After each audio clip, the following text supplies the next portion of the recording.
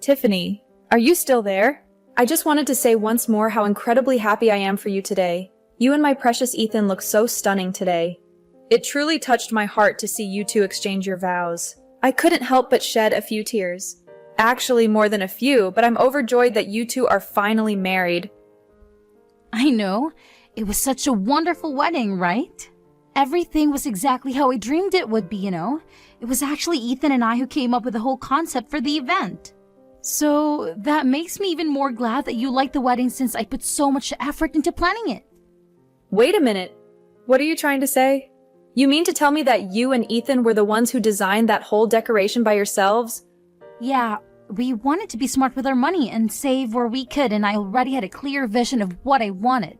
We were even the ones who set up the decorations ourselves. We tried to do as much as we could on our own to cut down on costs. But I'm a bit perplexed. I gave you guys $100,000 to spend on the wedding, but you still tried to skimp on expenses? Yeah, pretty much. Weddings are pricey, right? But you two came to me when you got engaged and sobbed about how you had no money at all for a wedding. You said you wanted to make it as lavish as possible, and so I offered to give you $100K. But you're still telling me that that money was not enough for the wedding?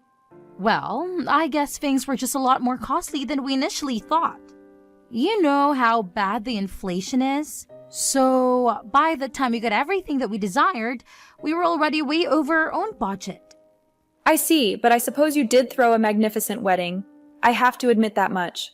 Although, if I'm being honest, it didn't feel like a $100,000 wedding. I mean, the food was kind of tasteless and there weren't many choices for drinks. No, something is not right here. I want you to come clean and tell me the truth about your wedding right now.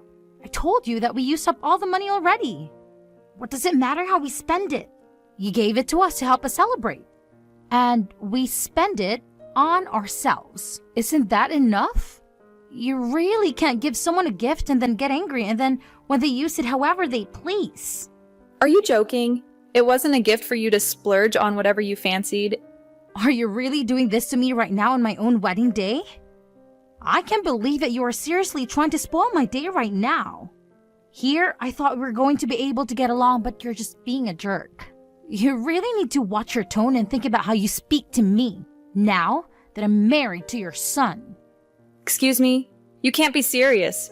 Are you really upset with me for asking a few questions about what you did with all that money? I mean, I gave you that money for your wedding. I really don't think that you have the right to be mad at me for being a little shocked to find out that you didn't use it for that at all. Just shut your mouth already, you irritating old witch. If you're going to keep nagging me about this, then I just won't ever talk to you again. I already loathe having to deal with you as it is. Now, if you don't mind, I'm off to enjoy my honeymoon. So you're really just going to run away from this? I don't buy it. Tiffany, are you there? Answer me! Hello there, Amina. You know the reason why I didn't respond to your message yesterday? Well, because I feel you're really upset. And I didn't want to keep texting with a crazy woman. Do you get that? Did you finally come down after yesterday? Are you really talking to me like this? After what you did to me yesterday? I thought you said you never wanted to speak to me again. Well, I had a good night rest. And now I'm refreshed and ready to face you. Actually, the thing is that there is something that I need to discuss with you. Do you have a moment to talk? I have a terrible feeling about whatever it is that you're going to say next. So if you don't mind just getting to the point, that would be nice, right? Well, the thing is that Ethan and I are going to be moving into your house. So, would you kindly move out there by this weekend, please? Excuse me? Wait a minute. You and my son are going to be moving into my house? And you expect me to move? Well, yeah. We're married, so the next thing we have to do is find a place to stay and then get a new car too. Ethan and I talk, and we decided that since things are a little rough right now, we could just take your house instead of stressing about finding a new one. You're just going to take my house? I don't even know how to react to that. And this is supposed to be different from the two of you just coming to live with me. Live with you?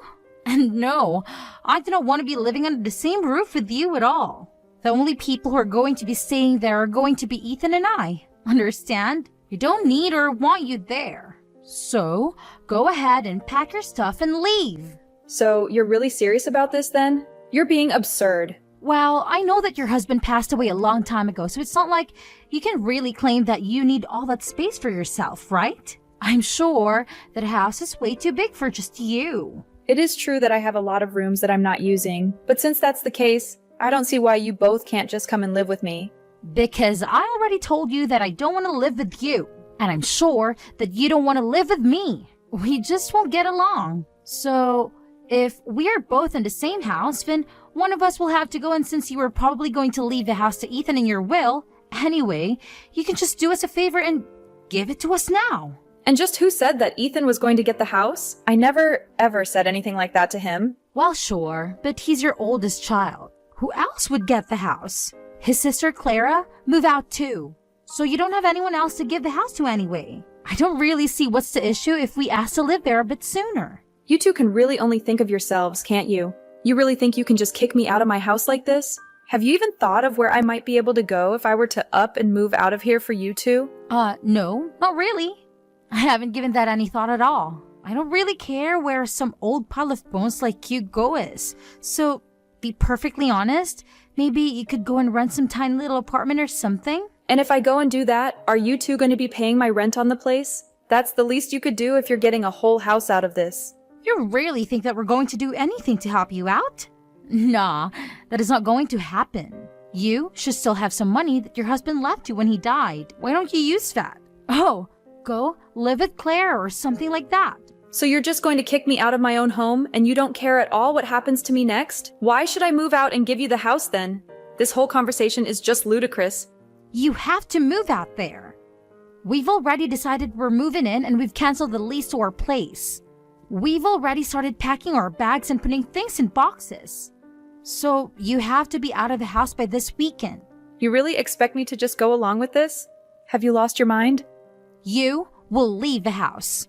If you don't, then we'll have to take matters into our own hands. And you won't like that. Okay, I guess if you really want to live with us in your house, then you can. But you have to pay us rent. Excuse me, I am going to have to pay you to rent? You really just don't know when to quit, do you?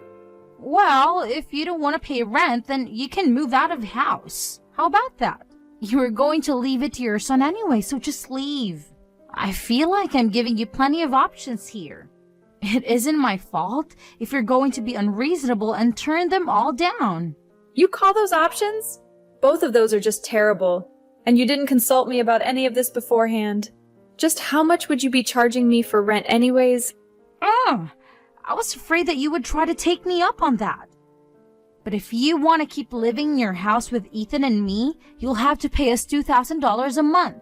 You're going to charge me that much money just to live in my own house. That's right. If you pay us $2,000 a month, then I'll let you live with us. If you have a problem with that, then you know what your other option is. I would rather not have to live with you at all if I'm being honest. So then you're going to move out for us? Great! Just make sure you're out of the house by this weekend. Maybe you could go and ask Clara if you can live with her. Clara, are you there? I'm really sorry to ask this so suddenly of you, but could I maybe stay with you for a few days? I've been kicked out of my own house. Wait, what? Hold on a second. Mom, what do you mean by that? What happened? Well, I got some messages from Tiffany, and she was telling me that she and Ethan couldn't afford to move into a new place, so she said they were taking over my house. She told me that I was going to give the house to Ethan anyways, so I might as well just do it earlier. And you just handed them the house without a fight? Why would you do that, Mom? Because I have had just about enough of these two. I just didn't want to deal with them anymore, so I gave them what they wanted. But now I'm working on getting Ethan completely removed from my will. You're going to cut Ethan out of your will? Are you sure about that, Mom? That's right. If Ethan wasn't going to stick up for me and put his crazy wife in her place, then I don't need him. Anyways, I know it's last minute, but could I please stay with you for a while? I really never thought that I would be in this position, and yet here I am. I know that your husband is away on a business trip right now, so if I could just stay with you until he gets back, I would really appreciate it. Mom, of course you can come and stay with us. That's not a problem at all. In fact, I was actually starting to feel a bit lonely without my husband around. I'll talk to him and explain what's happening. Thank you so much, darling. I feel so bad for dropping it on you so suddenly like this, but I still just have so much I have to deal with on my end. Of course, Mom.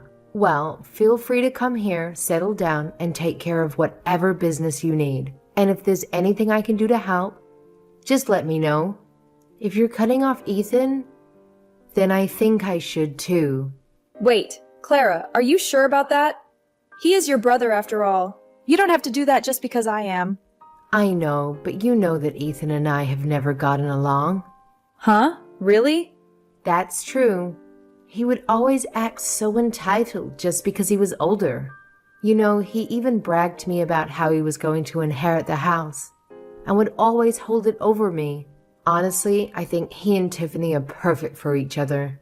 I mean that in the worst way. They're both just awful people. You mean that Tiffany has said mean things to you as well? That's right. She came up to me after her wedding and told me that she was going to do everything in her power to make sure I would inherit nothing. She said she was going to make it so that Ethan would get everything. And just who does she think she is to be making these kinds of decisions? Well, I guess she thinks that because she's married to the eldest child in our family, she does have some rights. I've actually been thinking about cutting those two out of my life for some time now. To be perfectly honest. I see. Well, if we're both on the same page, that is good news at least. Anyways, I'll pack up my things and head over to your place soon.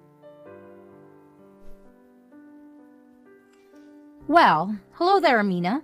You know, I must say that I was utterly shocked when I stepped into your house for the first time. I had no clue that you were living in such a dusty and damp place. How on earth do you expect Ethan and I to enjoy our married life in this dump? Are you seriously whining about the house that you just snatched from me? You two came to me with your sob story about how you were broke and homeless, and you have the audacity to criticize my house? Oh, please. Don't start throwing a tantrum just because we evicted you. I already told you that you had no choice but to give up this house to us. So why are you acting so surprised and angry? But I guess Ethan and I have a lot of work to do to make this place livable. So by the way, if you could kindly transfer us around $100,000 so that we could start the renovation, that would be wonderful. What? You really expect me to give you another $100K after what you did to me? You really must be out of your mind. But this house is so old and decrepit. It needs a complete makeover.